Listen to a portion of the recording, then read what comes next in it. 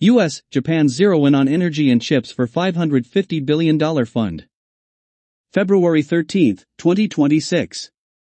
The US and Japan are closing in on the first three projects to be funded by Tokyo's $550 billion investment vehicle, according to people familiar with the matter, as the nations seek to set in motion a key component of their bilateral trade deal reached last year.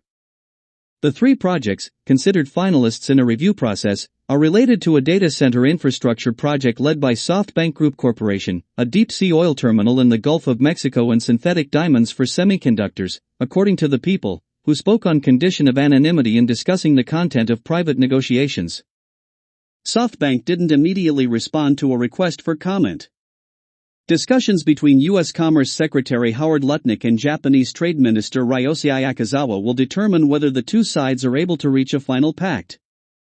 The two men are scheduled to meet in Washington on Thursday, according to Japan's trade ministry.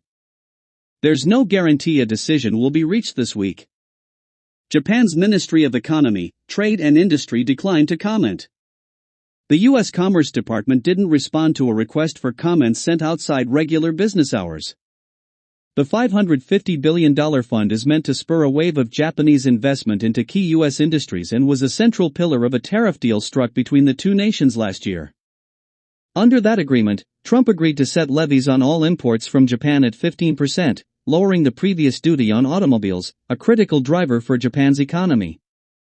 The two nations identified a set of potential projects with cost estimates ranging from $350 million to as much as $100 billion during Trump's visit to Japan last year.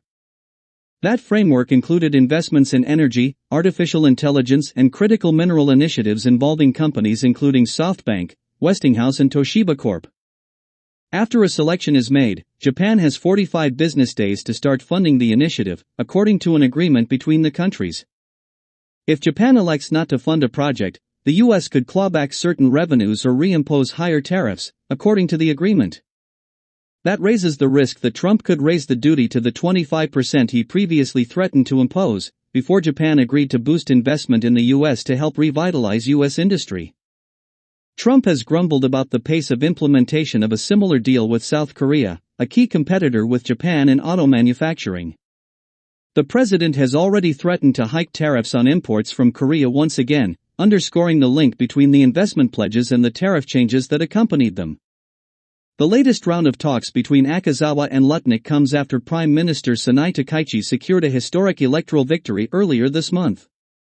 Takaichi, who is scheduled to visit Trump in Washington in March, has vowed to prioritize strong ties with the U.S.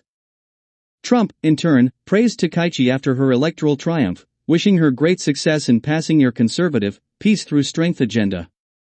By Bloomberg, story by Joe Doe, Sakura Murakami, and Yoshiaki Noara, February 13, 2026.